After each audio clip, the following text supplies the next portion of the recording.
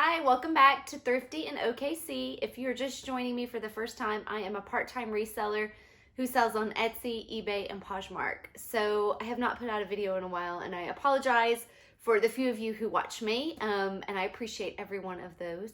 But today I thought, of course, we're all stuck inside our homes, so I thought, I might as well put something out there. So I thought I would talk a little bit about selling vintage clothing. If you've watched my videos in the past, I prefer really to sell vintage over most anything else for a variety of reasons, and I go over those in some of my previous videos, but one being that you're not going to see 100 of the same thing, and another being that I feel like people who buy vintage really appreciate the art of the construction of clothing, fashion, things like that. They're not looking for a fast fashion item, so sometimes it's willing to commands a little bit higher price. So today I get a lot of people who tell me, I would love to sell vintage, but I'm really nervous about buying it because I don't know a lot about it. And that's how I started. I didn't know a lot about it either. So I happened upon an estate sale and bought a whole bunch of items at one time. I did know labels pretty well. I worked for Neiman Marcus for quite a few years, and I happened upon an estate sale that had a lot of designer like Pucci, Lanvin, things like that. And I recognized the labels. And so I thought, these are designer vintage. These are awesome. And I bought like $500 worth of clothes that day. And the dresses were like 10 bucks a piece. So that tells you how many items I got. And my Etsy business started. And just over time, I've learned a little bit and a little bit more and a little bit more by finding things and researching them. But when I have people who say, golly, I really wish I could sell vintage, but I don't know anything about it, I thought, you know what, I'm going to put up a little video of 5 easy ways that I think you can identify vintage when you're in the thrift store quickly. Now, I'm going to tell you some things, and there are going to be website. I mean, you can delve in on the internet to so many things about vintage, which I think is awesome. There's a lot of resources out there for vintage. But these are ways, if you're new to vintage, to take a look and determine if something really is vintage and maybe what era it's from. So I've got my little notebook here because I didn't want to miss anything. So one of the first things I look for when I'm going down the racks and I'm just scanning like at a thrift store, I am looking for just the overall style or print of a garment. So I have some examples here just to kind of show you. And I'm going to reuse these because they represent several different things. So this animal print, and the way that this is made, it's definitely got kind of a caftan feeling to it. And these have not been cleaned. Like this has got a spot on it. So these are out of a pile that I am working on, most of them. So they're not listed anywhere. So forgive that they might be wrinkled or have a stain. I haven't done anything with any of them yet. But this, it's a leopard print. Leopard print is very popular now. Animal print has been very popular for forever. But this has got kind of that like bat wing style to it. It's got a drawstring waist and this zip. You don't see this a lot in today's fashion. So that to me is going to be a clue. And then fabric, which I'll talk about later. So this would be something I would pull off of the rack. Another example would be this beauty here. I would see this sleeve and I would think it's 80s. It's a gold, it's lame, it's shiny, without even looking at the overall garment. But it is also a romper, which really was big in the 80s, and it has shoulder pads. So again, looking at the construction of the garment once you get it out, and then the print of the garment. So this is a little, I don't know if this is a lingerie or a swim or just a lounge suit. It doesn't really have any tags in it, but very late 60s, early 70s, probably print, funky, faded, stuff that looks brand new to me.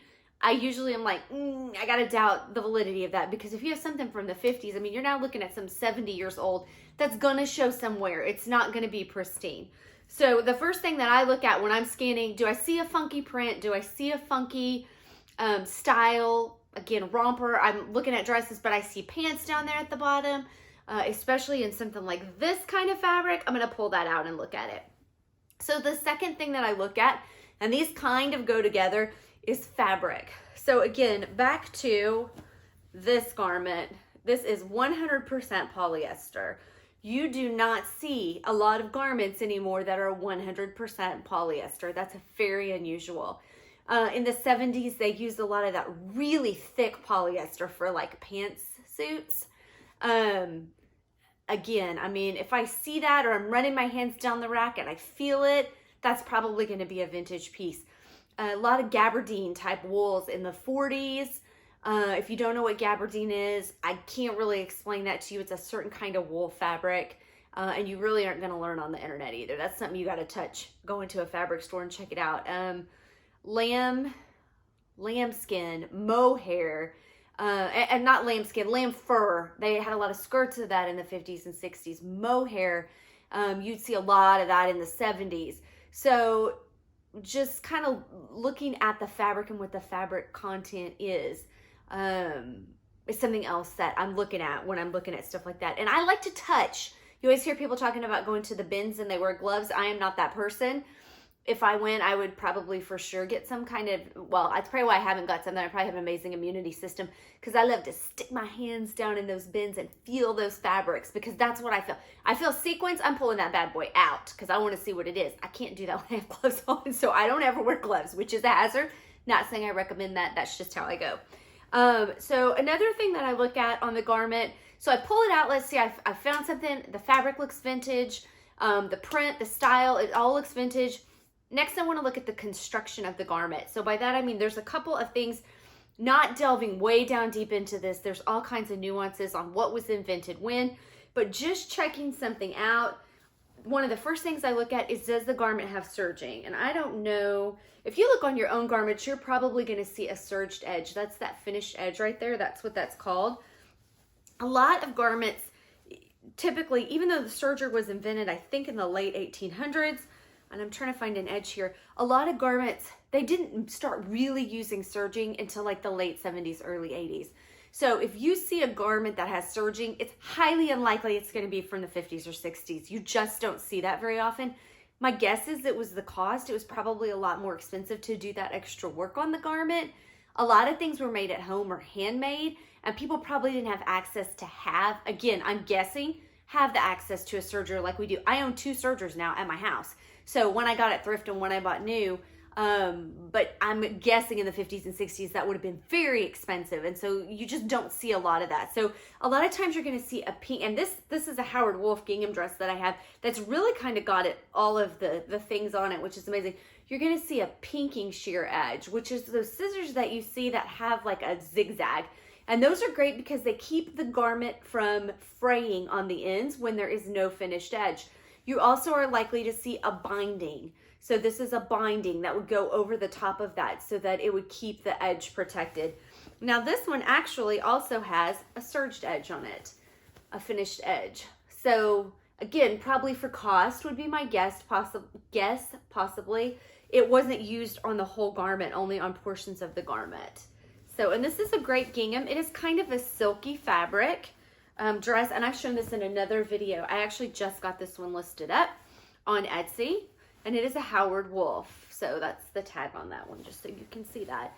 So look a little bit at that. Look at the buttons. What do the buttons look like? That's another thing. Sometimes, you know, Hawaiian shirts, a lot of times I'm looking for like the coconut or the real wood button versus a plasticky button. That can help date it back further. I know buttonhole directions have changed from the 50s and 60s to now. Again, there's a lot of things on constructions of vintage garments that you can look up on the internet if you wanted to really delve into it. But a couple, the buttons typically, and if the edges are finished with that serging or not, those are going to be 2 of my main things that I'm looking at just when I'm in the thrift and I'm making a decision on the fly. Is this vintage? Is this not vintage? Very rarely are you going to find anything new that does not have that finished edge. So the 4 things that I'm going to look at are tags, and 4 and 5 kind of go together, but I'm going to separate them a little bit.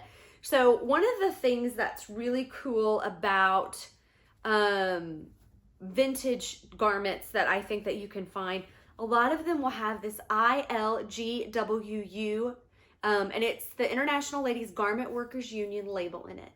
Now again, I'm going to show you one. The red, white, and blue one is likely late 70s, early 80s. These are not used any longer that I know of, but there are a whole bunch of them with nuances that go way back that you can look at, like maybe the needles going horizontally instead of this way, or the print is black versus red, white, and blue. But there are lots of great sites. If you Google ILGWU, you can go in and there are lots and lots of examples with photos of what label was used during what time period so that you can really narrow down when your garment was made. They have these for millinery hat stuff. They have it for lingerie. They have it for men's stuff. So there's a large variety of these types of tags that will help you date something. 99.9% of the time, if you see this tag, the item's going to be more than 20 years old, which is considered vintage. So like I said, as best I know, they don't do this anymore. They did kind of a derivative of that tag in the 80s. But again, 80s is still vintage at this point. So, and you've seen this in a video as well. I've never gotten it listed. It's got these cute little whales on it. So, and it looks very, very probably 70s to me. So that's a great and easy way to identify vintage. Another thing to look at is something with an RN number. So I'm going to show you this little sweater, which I picked up as a great example. Initially thought this was a sweater from like the 60s. It is a knit. It has sequins on it, which is a very typical 60s, 50s, 60s look to have all these sequins on a sweater knit and beading. However, there is this tag on the inside and it has got Day of the Unicorn. Oh, this one doesn't have an RN, so that's funny. But the tag did not look old to me. So when I looked it up, I figured out it is vintage, but it is in fact 1980s. It is not 1960s. So that's kind of what that again looks like. So tags can really help you. I was looking to see, I thought I had one, but maybe I don't, that had, oh, this one, I bet you, this 80s one, that has an RN number on it. So this one has an RN number. That RN number can also help you date a garment. So these started out, I cannot remember for the life of me, with like a 1-3 number or something. Again, Google, it'll give you all kinds of information. There's like a very specific calculation on how to use the RN number to kind of give a good guess on the date that a garment was made. So if it has an RN number, that's an easy way to look stuff up. Typically, even though RN numbers have been used for a very long time, you don't see them in a lot of garments up until the late 70s, early 80s, or at least I have not. I don't find a lot of 50s and 60s garments with that RN number in it. So that's another way to look. So the maker tags was one of the other ones that I was going to talk about. So I look at maker tags. Just the font of a maker tag really can tell you a lot about a garment. So looking at this one, which I have not taken the staples out, this is Robinson's. Look at the writing on that. I mean, just looking at that, that doesn't look like a new tag to me. Now, there's going to be some that can fool you because there's a lot of vintage reproduction tags out there that look very similar. But on this tag, it says made in British Hong Kong. Well, Hong Kong isn't British any longer, so that helps me date the garment. Another thing I see a lot on like jewelry, if you're doing jewelry, and we're not talking about jewelry today, West Germany. Okay, well, obviously there is no longer an East and a West Germany, so you know that garment has to be dated before the fall of the Berlin Wall. So looking at the tags can tell you. Another thing that I've encountered is sometimes there's not a zip code listed. Well, zip codes came about during a certain era as well. So if you've got a really nice tag like this and it's got the address on it with no zip code, it might have been prior to zip codes being issued out. So that's another good way to tell. Made in the USA. You don't find a lot of garments that are new that are made in the USA anymore. So typically you're going to be looking at something that says made in the USA on it around the 80s, because that was a really big thing during the 80s to buy garments that were made in the USA. So they had that tag in those. That was a prominent tag in a lot of the 1980s garments.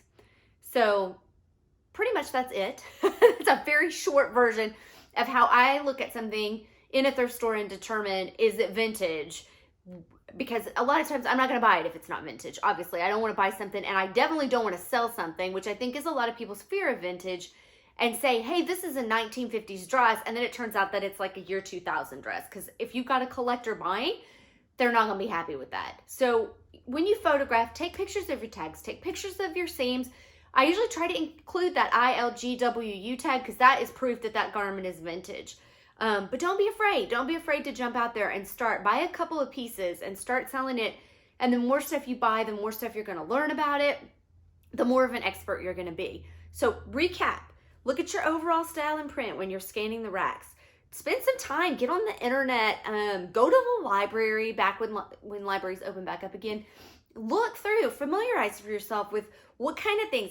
Mini dresses, when were those popular? Bell bottoms, when were those popular? I think most of us know that. Those are very broad examples, but well-known examples, but lots of things like that. Seam details, stuff like that. Scanning the racks, you're looking at overall style and print. You're looking at the fabric, you're feeling that fabric. What does that fabric feel like? The construction of the garment, you're gonna check for those finished edges. You're gonna look at the buttons. You're gonna look at collar detail. Peter Pan collars, which are the little like rounded collars. Those typically are vintage. Again, not always, but good indicator. Tags, look for that ILGWU tag. Look for RN tags. Look for country listings on your tags. What does that tell you?